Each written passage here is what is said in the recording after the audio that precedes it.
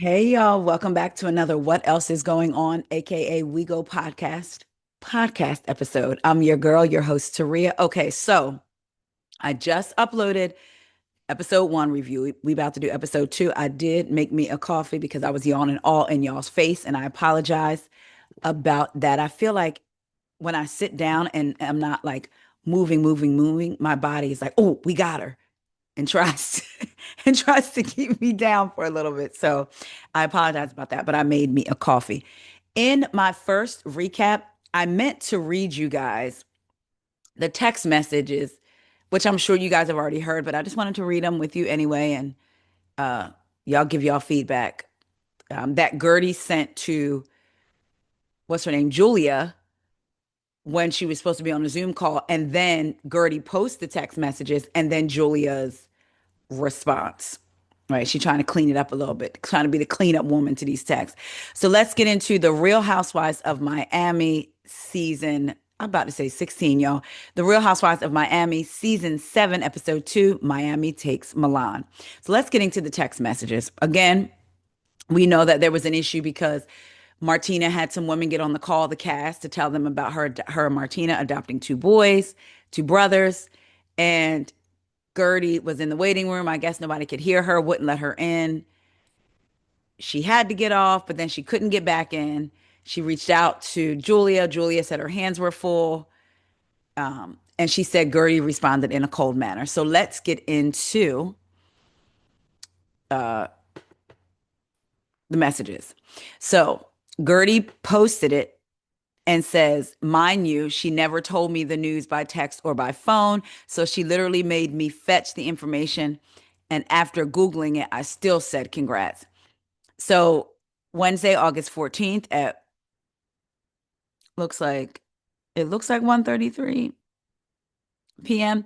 Hi, are you sending me a new link? Never worked when I tried it 3 times. So I guess whenever she would get there, nobody could hear her, so it didn't work for her. Julia said, hi, sorry, my friend. I don't know what went wrong. We only had one link that everybody stayed on. Sorry you couldn't get in. I had something amazing to tell you guys at the time. Now it's out and have been publicly announced. Talk to you soon. Hope you're feeling better after your surgery and will recover fast. So she was getting ready to get a surgery with two, and then Julia put 2 red hearts. Gertie said, oh, okay, so I guess I'll look online for these announcements. Question mark, exclamation mark, question mark, and then the letter K. Julia said, you will understand when you read with the semicolon parentheses, I guess the smiley faces. My hands are literally full right now, so I am dictating this message, but we'll talk to you soon. XXXXX. So at 4:41 p.m., Gertie responded, congrats. And Julia said, thank you. Hope you are feeling better. Now she's getting ready to go into surgery. Now you couldn't have told her, girl, oh my gosh, my hands are full. Call me. Or I know your hands are full, but like there was nothing that you could have done to tell her. Now she had to find out. I don't know. Y'all let me know what y'all think. So this is Julia's response back. My beautiful souls, this season you've seen a different side of me, one even I've struggled to fully explain. The truth is, just before we began filming, something life changing happened. I was given the chance to welcome 2 incredible boys into my life. It was sudden, emotional, and felt deeply destined. But here's the part no one saw: the adoptions weren't finalized. Not yet. I was living in an emotional in between, loving these boys fiercely while navigating legal uncertainty and keeping so much of it quiet. It was overwhelming. Beautiful, yes, but also fragile, sacred, and stressful beyond words, which is why I was so cautious about sharing anything about them in writing. So when moments came up, like sending that strange message you all saw, I didn't always show up as my most present or thoughtful self. So she's saying her message was strange. And when it came to Gertie, the truth is, all at the time, we weren't in the close heart connected place we had once been. Our friendship had shifted a bit, not in anger, not in conflict, just life pulling us in different directions. So it was life because you talking about she wasn't your safe space anymore. Okay. So when she reached out, I was so wrapped in protecting my own emotional chaos, I fumbled. But you had just told other women. So it's not like you hadn't told anybody and she figured it out and is reaching out and you're like, no, I don't want to say anything yet. I never meant to come off cold, careless, or bizarre. I was simply in a storm of my own. This has been a season of growth, messiness, and deep transformation. Thank you for giving me the space to walk through it imperfectly, but with a full and open heart, with love always, Julia. So does Gertie get that same grace from you? Child, let's get into episode 2. Miami takes Milan. So we open up, it's Adriana, Lisa, and Gertie. They meet up. They talk about how young Adriana looks. She looks good. I said she looked refreshed, like she took a sip of dew from the plants, and it was like, what is that? The pond of youngness, y'all. What is it called? Fountain of youth. I don't know where Pond of Youngness came from, but Fountain of Youth, i.e., Dr. Miami. No, I'm just kidding. But she looks really good. They're confused about Alexia and Todd. Lisa revealed that she's been asked to walk in a fashion show in Milan. She brings up that Larsa will be there also because Larsa's son is walking. And the ladies say, well, we hope that Larsa doesn't make it all about her. She probably will, but we hope she won't. Larsa and her son Preston are getting ready to go to Milan because Preston's walking in the show for Philip. I'm not sure how you say his last name, Flein or Flein, Phlein. He's a designer. Larsa said originally they asked her to walk, but she was so nervous. She suggested her son. We see them. We see her FaceTiming with someone, and she had to send over his headshots and all of that. Her other two sons are more of athlete types, she said, but Preston is the creative one. He's currently in college, and recently he's gotten the itch to model. She's going to do whatever she can, of course, as a mom to help. In her confessional, the producer said, "Do you know that Lisa will be there?" And she says, "Yeah." Whew. So we see Larsa and her son getting ready, like they're leaving that day. And she tries to bring up Lisa to the son. And he says, "This is work for me. Don't." And she's like, "Okay, I'm going to keep it." Basically, I'm going to keep it cute and on mute. We see Lisa getting ready. Child, Lisa is running late. And she actually said that she loves, this is basically not her first time modeling. She used to model, and that's how she got her O1 visa to come to the States as an actress and a model. I said she better hope she can stay here with this current administration. Anyway, so next up, we see the new BFFs, Alexia and Julia. They go to Pilates Toys. In a confessional, Alexia talks about Jodi's party and says that Larsa and Lisa were completely wrong with how they talk to each other. In the scene, she tells Julia she's not taking nobody's side. They need to talk. That's it. That's all. Because basically, the way they speak to each other is both disgusting. Um, she says she doesn't want it to turn into Larsa and Gertie last year. Remember that whole thing where Larsa was acting slow and she didn't understand what Gertie was trying to tell her. Anyway, so Alexia then asks Julia about her and Gertie. Julia goes on to say how Gertie isn't her safe space anymore and she doesn't care one way or the other. She said Gertie sent her a cold message, which we just went over. Um, she said also there was a cruise a few months back that Martina was supposed to go to.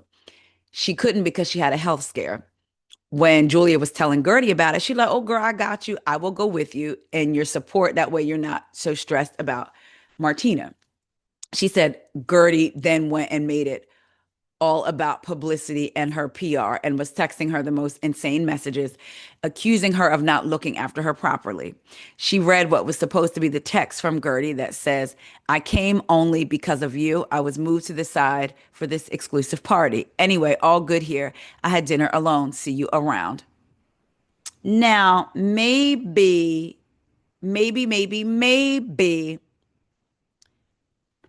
a little birdie may or may not have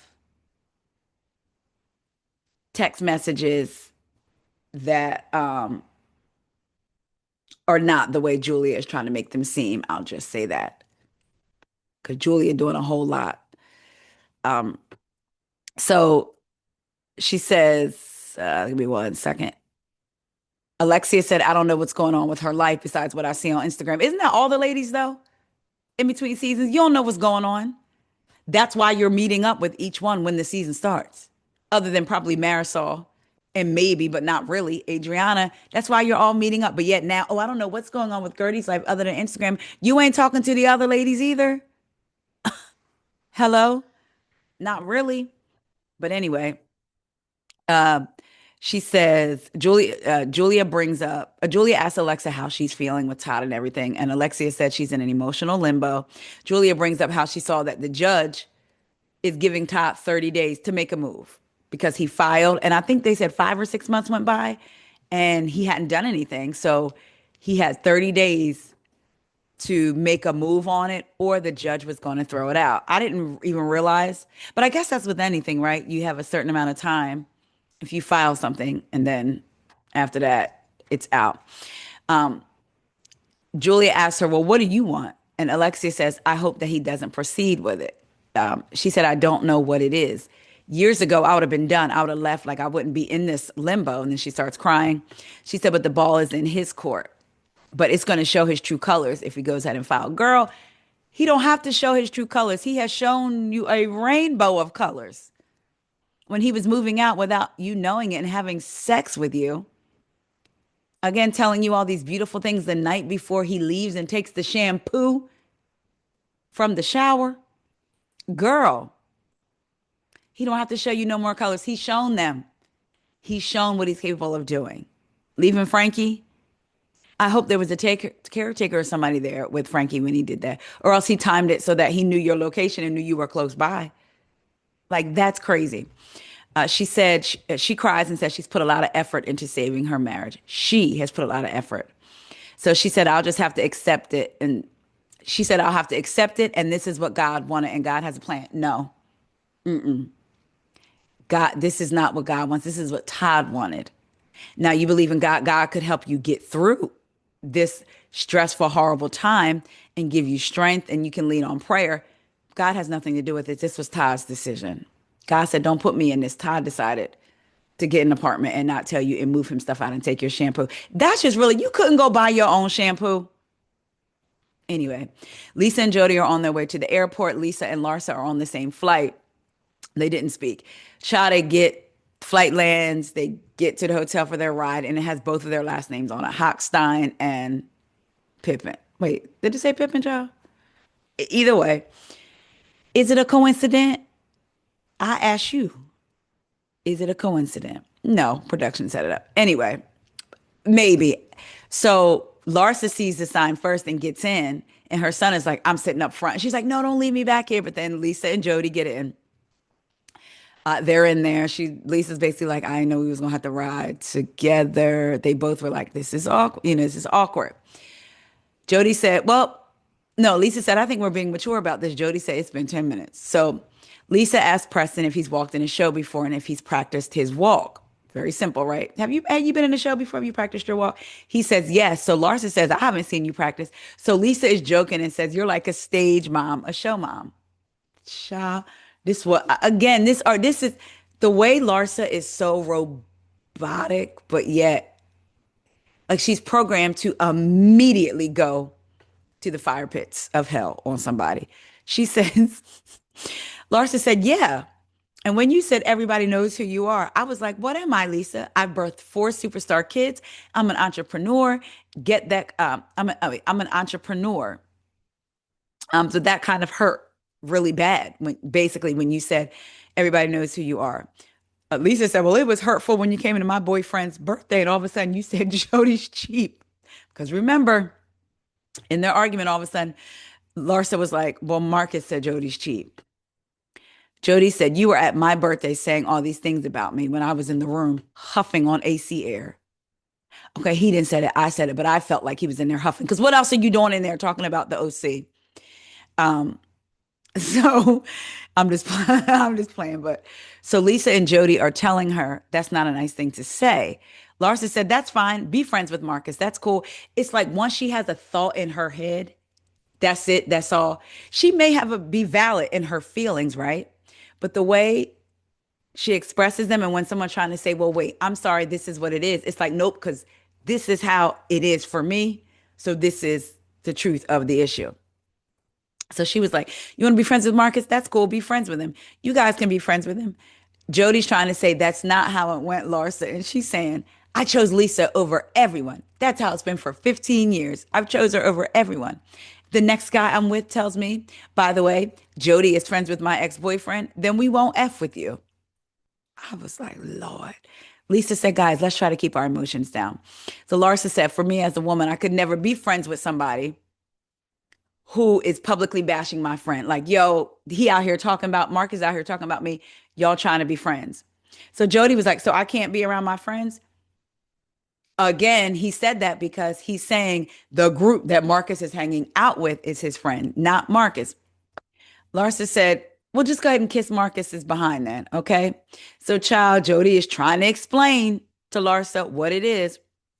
Larsa said, Jody, he's not your friend.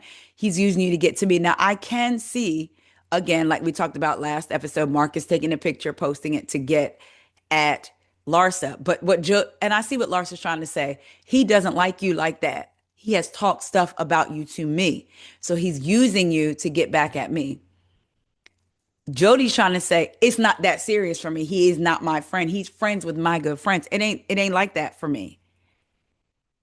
They just kind of like missing each other. Child, this right here is where she said he's using you to get to me. If you don't understand that, Jody, you're a psycho. You are psychotic, Jesus Jugs. Lisa said, look, let's not call like names. Lisa said, look, my dad is in the ICU. He's been in the ICU for the past 3 weeks. He's dying. He's not dying. He's dying. Larsa makes a tiny point. This is making me sick that I have to say this again, but it's a tiny little. She clocked a little bit. She, but I also get why Lisa went, right? If your dad is getting ready to die, why are you here? Like, it reminded me of what she said to Gertie last season, like about the cancer. Just like, girl, do you hear how you sound? Jody said he, Jody said he's probably not going to be here until the end of, like basically by the end of next week, he's not going to be here. Larsa says she shouldn't have come if he's not going to be here next week. Y'all, I screamed and I didn't want to, but I was like, what? So Lisa's like, oh my gosh. So they get to where they need to go. So next we see Gertie and Russell. Gertie is getting a checkup. She said she recently had breast reconstruction, and right now she has a big C, but she used to be a double D. Um, they also did fat graphics from her waist and her back and put it in her boobs to give them more fullness. I think that's cool because it'll feel like it won't be like hard, like silicone or whatever. It'll make them feel full and like, I mean, they are her breasts, but they'll be, I guess, more of a natural feel versus if you just got a breast augmentation and they put something in, right? Anybody, if there's any of y'all listening who had that, let me know what your experience was like. So she said the right breast looks really good. One of her nipples is not having it. Doctor comes in, he's looking, and she said her nipple was looking the other way, child. So the doctor said the right breast looks good, but the left breast still has some of the stigmata from her treatment, the radiation therapy. Um, the doctor said there's still some deficit to it. So I guess I take that to mean deficit means like if you have a deficit in something, like you're missing something there. So I'm thinking he's meaning it's missing some of the fullness, some of the roundness, I'm thinking. So they plan for her to have another procedure. The doctor said it's not all about perfection. Remember that it's about improvement.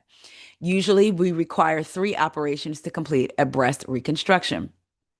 Gertie said, well, Russell don't want her to have no more surgeries.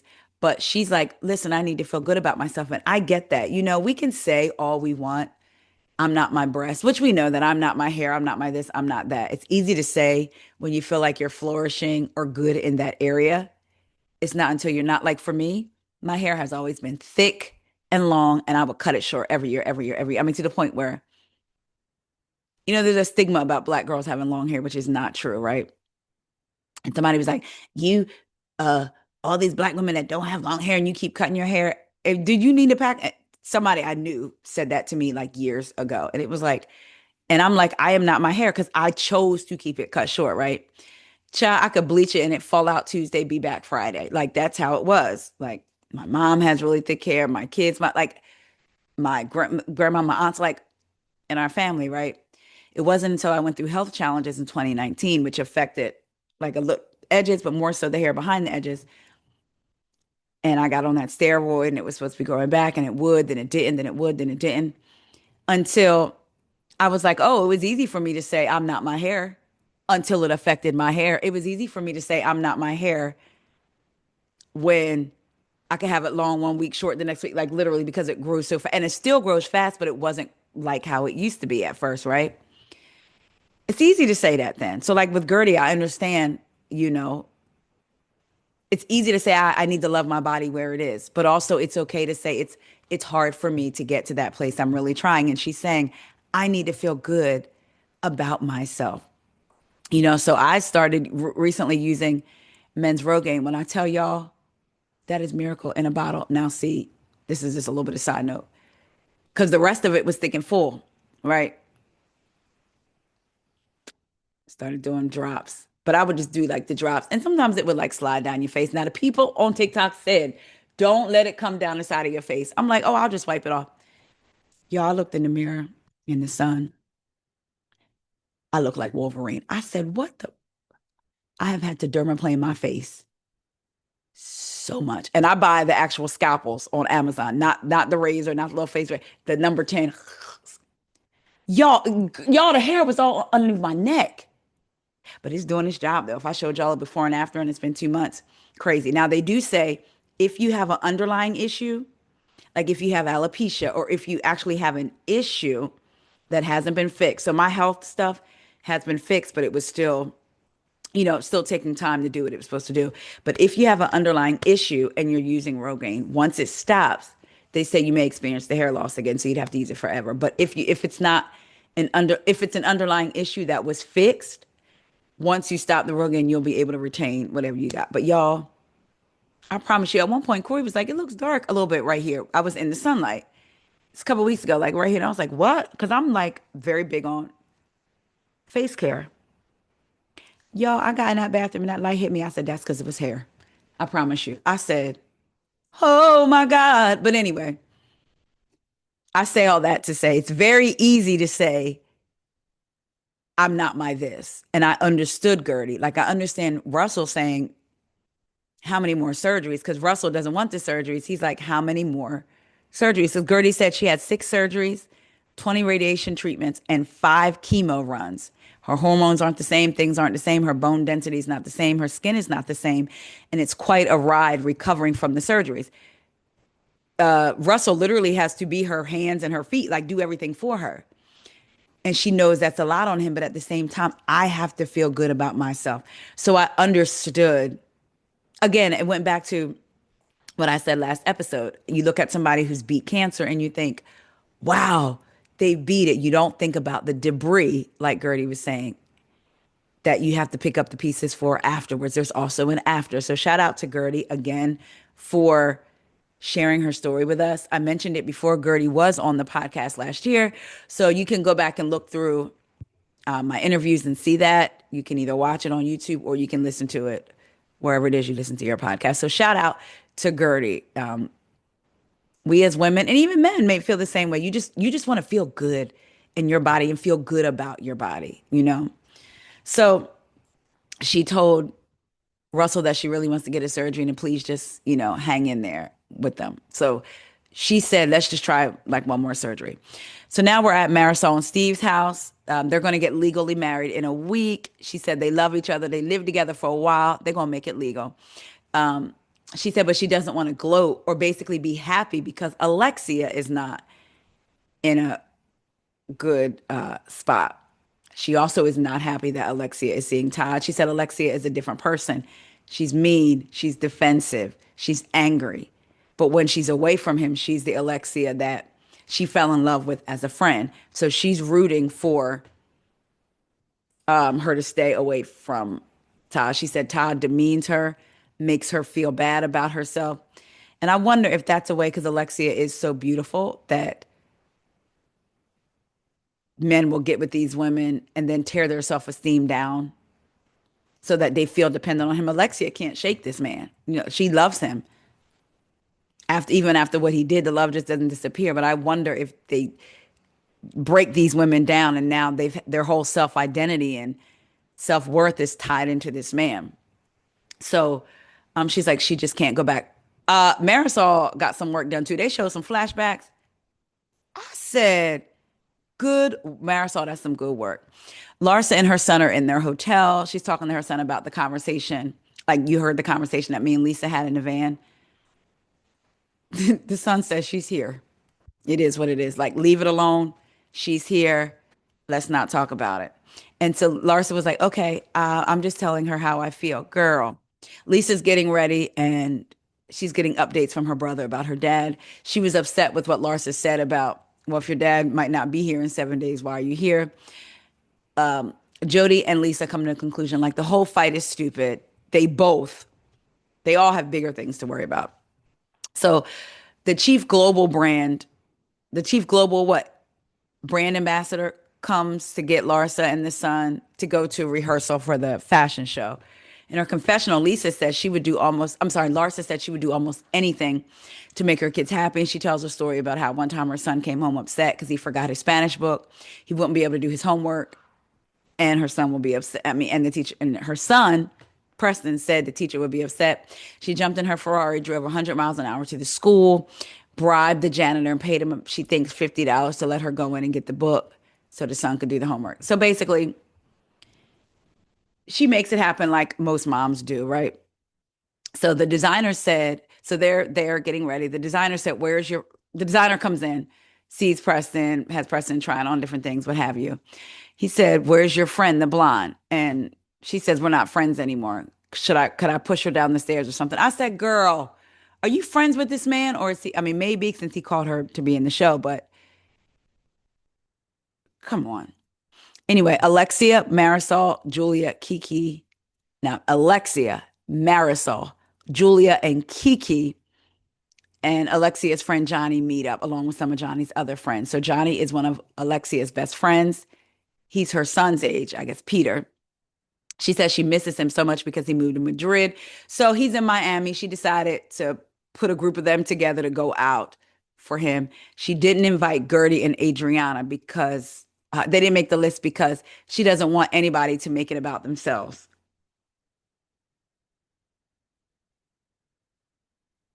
Nope, there's no glitch. For those of you listening, if you can't see me, there's no glitch.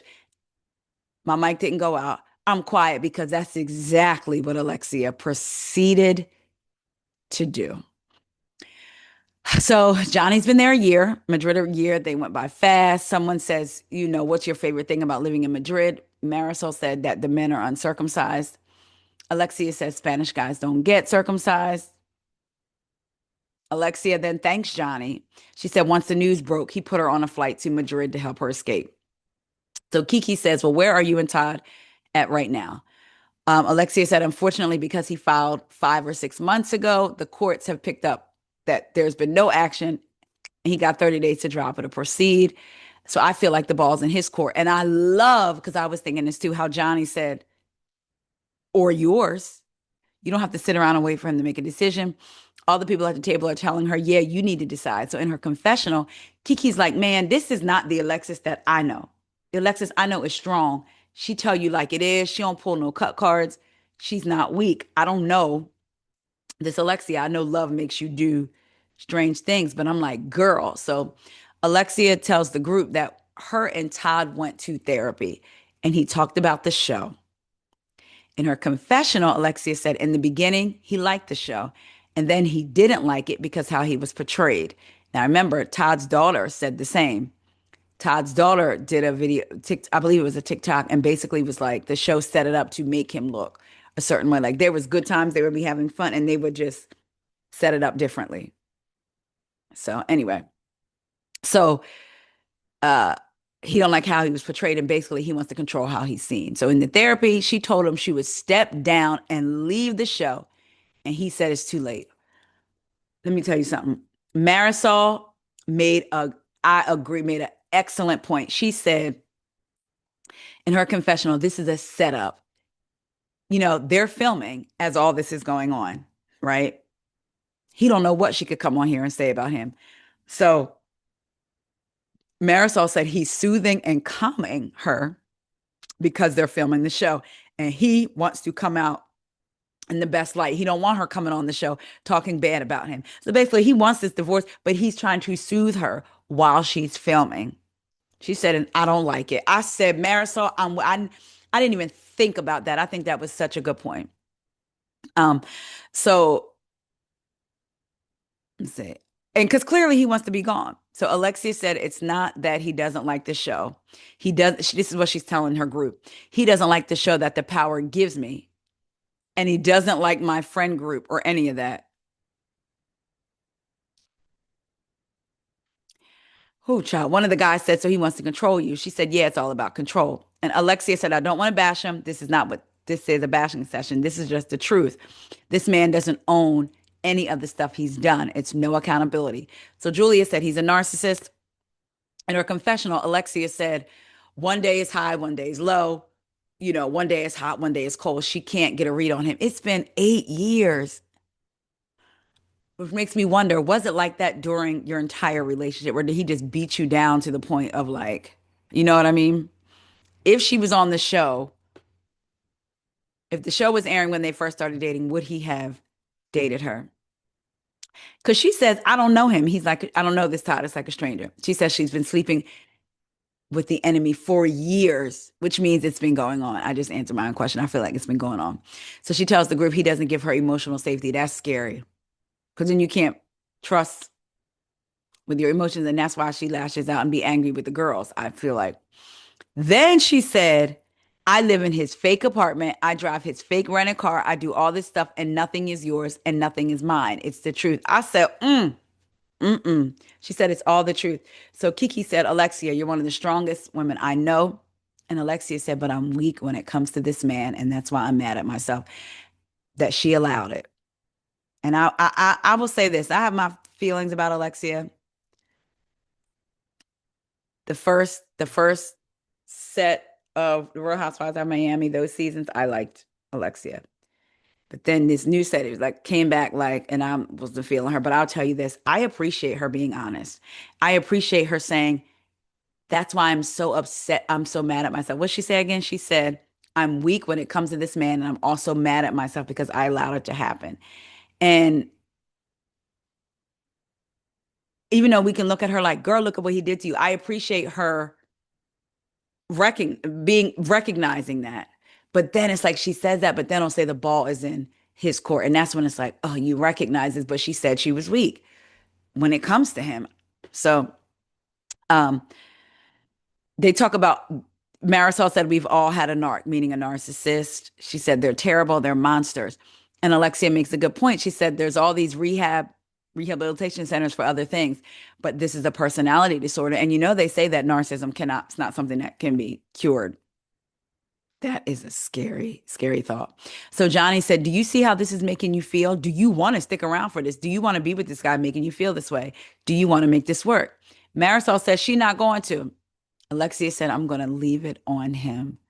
It's like, oh man, because he wants to put it on me, like you're the one that wanted it. She said he wants to put it on me. And Alexia's like, you're the one that wanted this. I tried. How are you going to now say the ball's in my court? And to me, that like him telling her that to me is for him to make her think there's still a chance because you filed the divorce. I didn't file any paperwork. You left. And now you're saying it's on me. If I'm telling you I'm going to leave the show for you and you're saying it's too late, but yet the ball is in my court, there's nothing I can possibly do. Like, so he's telling her that, like Marisol said, to soothe her. Anyway, so Julia says, look, I've tried to like Todd. Basically, this is my friend's man. I've really tried to like Todd. But when I run into him and I see him at restaurants, all I do is look at him and think, you're the one that left Frankie. Because remember, Alexia said he did that and Frankie was there. He left. And when she got home, Frankie was like, Todd is gone. Todd is gone. He watching you move your stuff out. So they're like, you need to think about that. And so Alexia is like, you know what? F Todd, my kids are everything to me. And then she starts crying again. They all hug her and reassure her. She says, but I'm still attracted to this a-hole. I was like, oh man. She said, now I'm sorry. I'm just going to be honest with y'all because I feel we're supposed to be a safe space, right? I'm looking at Julia hug her and comfort her. And I wonder, does she smell like farm? You know how you smell like the environment that you just came out of? If somebody's frying fish, you're going to leave the house smelling like fish. If somebody's cooking food, you might leave the house smelling like food. Does she smell like cow milk and goat feces? Like what do her fingertips smell like? Like I'm just one. Ooh, is it in her hair? Does she smell like a zoo? And I'm not even being funny. I'm being serious. That's her life. I'm just wondering. Anyway, we're back in Milan for Fashion Week. I liked Lisa's hair. I really did. I thought Lisa looked good. Lisa goes over and checks on Larsa's son, Preston, and his name Preston, right? And says, "Are you hungry? You good? You need any food? I have to be a mama bear since your mom's not here with you." And I thought that was really sweet. Jody is so Larsa and the global brand ambassador. I forgot his name. Is sitting out there, and Jody comes out and ends up, of course, sitting next to them. So it was Larsa, the global brand ambassador, and Jody. So Preston was number two in the fashion show, and he asked Jody what number was Lisa, and he goes, "I think 50." And he goes to Larsa, "Wow, him putting Preston as number two is a big thing. It means he's like opening the show." And then Larsa laughs at Lisa being 50. Lisa comes out, she do her thing. And as she's coming out, Larsa pulls out her phone with like the selfie light and says, "Let's take a picture." And they take a picture, child. So Jody afterwards says, she did great. She did great. Looks over and says, "She did great." I said, and that's what gets me about Larsa, y'all. Little stupid stuff like that. Like you are pressed. Because multiple times through the episode, she's like, "Oh, I forgot it. Yep, I'm let it go." No, you're not. You're pressed about it. And you make it your business to make sure the person knows just how angry you are, but in a way that's like, girl. Again, I always say you cannot dictate how somebody reacts to you 1000%. But nobody is poking at Larsa for her to react that way. It's one thing if Lisa was like poking at her and she was like, "Oh, bet." But I don't think anybody's doing that. But y'all could feel different. Y'all let me know. So the ambassador takes Preston around to meet people. Larsa makes it obvious that she's pressed. Again, I said that. So like just ignore Lisa. So all of a sudden, Larsa touches Lisa's arm and says, "I feel like we need to talk when we get home." Lisa said, "Yeah, I don't want to do it here. I want to have fun." Larsa says, "Same. Get out of my face because you by yourself here. That's why." Anyway, child just had a flashback of rolling my eyes. But anyway, my mom said, "Don't roll your eyes so much they're going to get stuck." No. Well, you better hope the wind don't change. Was y'all ever told that? But anyway, so like I said, you don't get to do all that and be like, "I think we need to talk." Get your hands off me. So in her confessional, Lisa says, Larsa is terrible and she likes to talk to people terrible and it's all too familiar. And she talks about Lenny. They show flashbacks of Lenny just dogging her with his words. She said, "I don't do that anymore. I have boundaries. So she's got to respect me." They take a picture with Fabulous with Fabulous, right? They ask Fabulous and he hears the story and eventually comes to the conclusion, "Yo, you can't be mad at her because she's not hanging out with the ex." He literally says that, right? It's not Lisa hanging out with the ex. So you can't be mad at her. Lisa was like, "See, even Fabulous agrees with me. Fabulous said it. Da da da da da da da." Lisa's in the confessional and said, "Fabulous agreed with me, yada, yada, yada." Larsa gets in that confessional and said, "So, but oh, because Fabulous said, don't hang out with the ex and she won't disrespect you." But again, he knew Lisa wasn't the one hanging out with the ex. Child Larsa gets in that confessional and said, "See, Fabulous pretty much agreed with me." He said, "Don't hang out with the ex and I won't disrespect and she won't disrespect you." But you notice what has to happen first before the second thing to happen? Girl, she's not. I'm not going to get. Nope. Larsa, you won't work me up. You upside down toothpick. You will not work me up. All right. So there's that. Child Fabulous tells him to let it go from here. And Larsa says, "Oh, I have." Girl, you have not. She tries so hard to act unbothered, but she's the most bothered. Again, I get it. You're having these feelings. You're going through a harsh breakup. I'm not discounting any of that, but it's like, anyway, I said, it's almost like she gets every time she's bothered and upset about something, like the way she fixes it is to have an injection. And now here we, mm-mm, I'm not doing that. No, they are all beautiful women. I just wish she would lay off. I do. Because it is starting to make her, to me, I feel like look older. And she was a naturally beautiful woman. And I mean that she was, but it's like, girl, them lips. I don't see how they don't see their lips, but also, people could say that about anything. Well, I don't see how they don't realize they're beautiful. Sometimes you don't. So I get that as well. And I'm just going to leave it alone. So anyway, she says, wait, what'd she say? Oh, so Lisa starts looking for Jody as Larsa is like holding on to her shoulders. And Lisa says, he's going to get mad at me. And Larsa says, who, Jody? And Lisa said, yes, because he feels alone and left out. Larsa said, yeah, but you have to be social. That's your business. And I get that. Like, I appreciate Corey. Like when we go to Kempire show, I'll make sure like come back in the green room with me, come back and do this because just like when he would go out singing, like when he was with a group and they would sing different places or even at weddings and he'd have to sing wherever. It if you're not comfortable with being by yourself, it could be a lot, right? So I get Jody may feel that way, but also this is her job. It's her job to be social. I'm saying it probably for the fifth time, but Larsa was right. That's their job to be social. So Lisa said, I know, but I don't know where he is. So in her confessional, the producer says, do you know where Jody went? Lisa says, I don't know. In her confessional again, oh no, I'm sorry. In Larsa's confessional, she said, shouldn't he be happy? Shouldn't he be there to support her? Isn't that why he's here? I said, oh, they didn't given her some ammunition. Sure enough. So then the screen goes black and up comes the white writing that says, the camera shut down for the night, but the tension between Lisa, Larsa, and Jody didn't end. So Larsa is saying he didn't want them to talk. So what happened was they show another black screen that says next week. So all the ladies are at the table. I don't see Lisa there. So she may be there, but maybe she's in the bathroom. Maybe she's not there yet. I don't know. And they're like, we want to hear what happened in Milan. And Larsa's like, Gertie, me and Lisa had got to a good place, but Jody didn't want us to talk. Jody didn't want us to talk at all. And she said, here, I have a picture of his his eyes. She pulls out a photo. Now, to me, it did look, when you first glance, it looked like, oh my gosh. But then I thought, he just looks cross-eyed. And maybe he's not looking at the camera, looking somewhere else. I don't know. But the ladies are like, oh my God.